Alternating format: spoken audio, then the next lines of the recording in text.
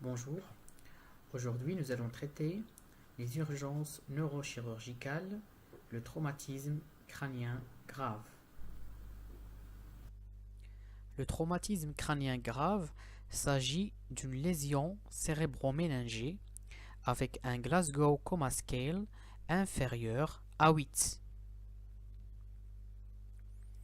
La conduite à tenir à l'arrivée d'un patient qui présente un traumatisme crânien grave, il faut évaluer son ABCDE.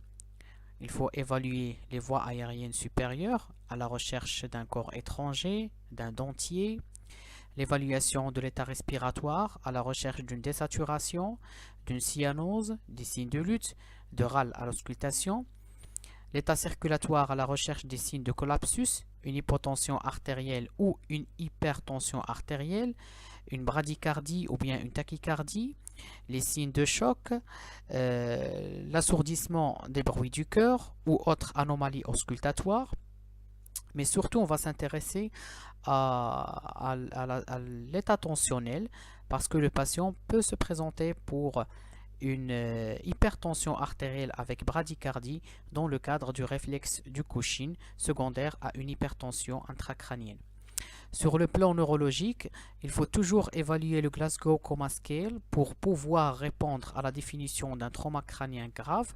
Il faut examiner les pupilles à la recherche d'une anisocorie ou d'un myosis serré ou d'une mydriase carrément. Il faudra chercher aussi le déficit.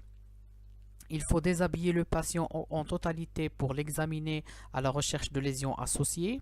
Il faut mesurer son dextro et sa température. Ici, c'est le score ou bien le Glasgow Coma Scale qui doit sortir dans la question. Il faut bien apprendre ce score pour pouvoir répondre à la définition du traumatisme crânien grave. Donc le score, il comprend l'ouverture des yeux, donc la réponse à l'ouverture des yeux, la réponse verbale et la réponse motrice. Donc ce score-là, il faut l'apprendre par cœur et il doit sortir dans la question. Alors toujours dans l'examen clinique, il faut examiner le patient en totalité. Pour l'examen de la tête, il faut chercher une plaie du scalp qu'on doit suturer. Il faut chercher une autoragie qui peut nous orienter vers une fracture de rocher. Il faut chercher epistaxis, un fracas facial. Il faut chercher une luxation ou bien une fracture de la mandibule, surtout s'il s'agit d'une fracture bifocale qui peut engager le pronostic vital par une ptose glottique. Donc l'examen de la tête est un examen qui est capital, et sans oublier également le traumatisme du rachis cervical. Il faudra le chercher systématiquement. La conduite à tenir à l'arrivée du patient, on doit mettre une minerve cervicale, c'est très important. La minerve cervicale est très importante lorsqu'il s'agit d'un traumatisme crânien. On doit mettre une ou à deux voies veineuses si besoin. Si le malade est instable hémodynamiquement, on va mettre 2 voies veineuses.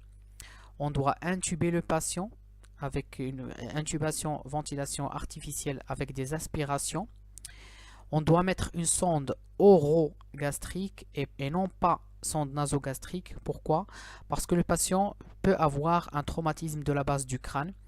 Et si on met la sonde nasogastrique, cette sonde peut passer dans le cerveau. C'est pourquoi il faut mettre la sonde par voie orale.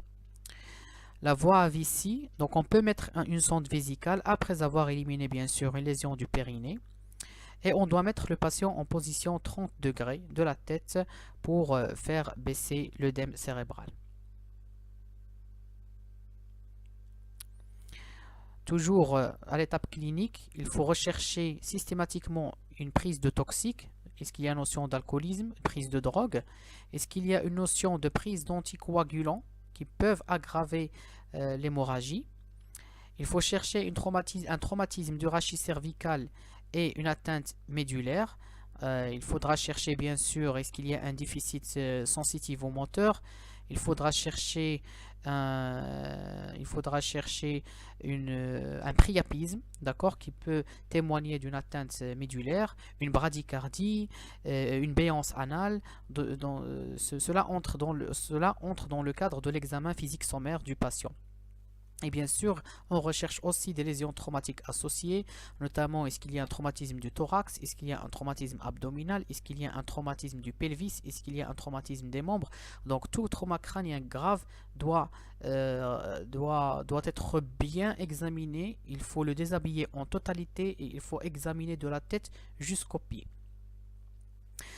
Donc, on recherche aussi les axos à l'étape clinique, notamment une hypotension, une hypoxémie, une hyperthermie, d'accord? Et bien sûr, on va demander un bilan pour compléter ces axos. Notamment, on demande une numération pour rechercher une anémie. On demande un bilan de CRAS pour rechercher une dyscrasie. On demande le groupage du patient s'il peut nécessiter une transfusion par la suite. On demande l'ionogramme pour rechercher des troubles de l'ionogramme. On demande la fonction rénale, une glycémie à la recherche d'une hypoglycémie, les gaz du sang à la recherche d'une hypocapnie ou d'une hypercapnie ou l'hypoxémie. Il faut chercher, on demande aussi le bilan hépatique et les lactates. Sur le plan imagerie, on demande le Doppler transcrânien, donc à la recherche des anomalies qui peuvent nous orienter vers certaines lésions. On demande un scanner cérébral avec exploration des troncs supra-aortiques à la recherche d'une dissection. Le scanner cérébral, bien sûr, à la recherche de lésions axiales ou extra-axiales. Le body scanner, on peut le demander s'il y a d'autres lésions associées. Donc le Doppler transcrânien peut nous orienter selon ces résultats vers certaines causes possibles des anomalies observées dans le Doppler, notamment l'hématome extradural, le sous-dural, un hématome intraparenchymateux. Il peut nous orienter vers une dissection ou bien une compression carotidienne qui peut nous guider vers l'examen complémentaire le plus pertinent.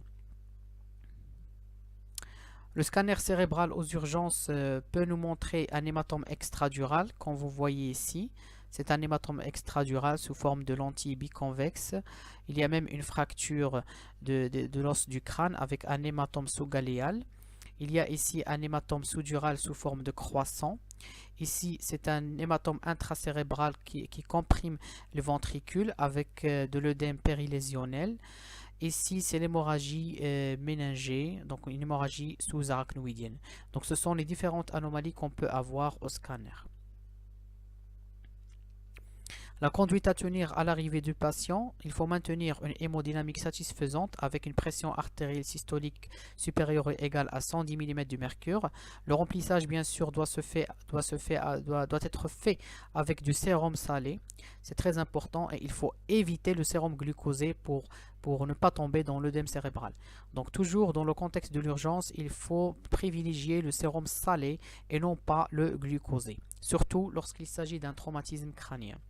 Donc si le patient se présente pour une hypotension artérielle qui ne répond pas au remplissage, on peut passer à la noradrénaline. Donc la noradrénaline en IVSE, une intraveineuse seringue électrique. On débute avec 1 cc/heure, puis on augmente par palier de 0,5 cc/heure. Et bien sûr, si le patient présente une hypotension, il faut chercher absolument un foyer hémorragique quelque part. On peut donner l'acide tranexamique qui est un antifibrinolytique. On va donner 1 g en intraveineuse lente après H3 du traumatisme crânien. Puis on administre 1 g toutes les 8 heures.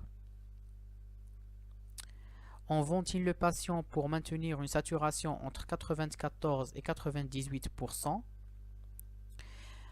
Si le patient présente une hypertension intracrânienne, on passe à l'osmothérapie par le mannitol 20%. On administre 0,5 g par kilo en intraveineuse lente sur 20 minutes. Puis on répète chaque 4 heures sans dépasser 3 g kg par jour. Et on ventile le patient bien sûr en hypocapnie avec une PaCO2 à 25 mm du mercure. Il faut lutter contre les axos. Donc, il faut lutter contre l'anémie, l'hyperglycémie, l'hypoxémie, l'hypocapnie, l'hypercapnie et il faut un contrôle thermique avec une température cible entre 35 et 37 degrés. Pour le traitement chirurgical, il faut traiter un hématome extradural compressif. Il faut traiter un hématome sous-dural compressif ou bilatéral. Dans tous les cas, toute lésion cérébrale décelée au scanner doit être discutée avec le neurochirurgien. En adjuvant, il faut pratiquer des sutures, surtout s'il s'agit d'une suture s'il s'agit d'une plaie du scalp, il faut la suturer parce que la plaie du scalp saigne abondamment. On administre de l'antibiothérapie comme en prophylaxie pour éviter l'infection.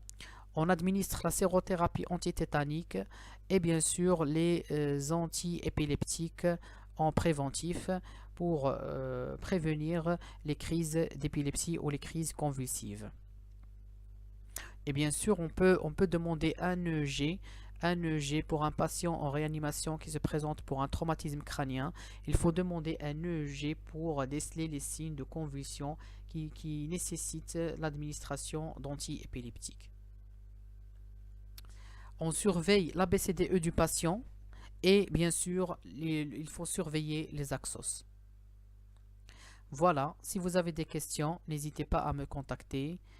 Voici les références et merci beaucoup pour votre attention.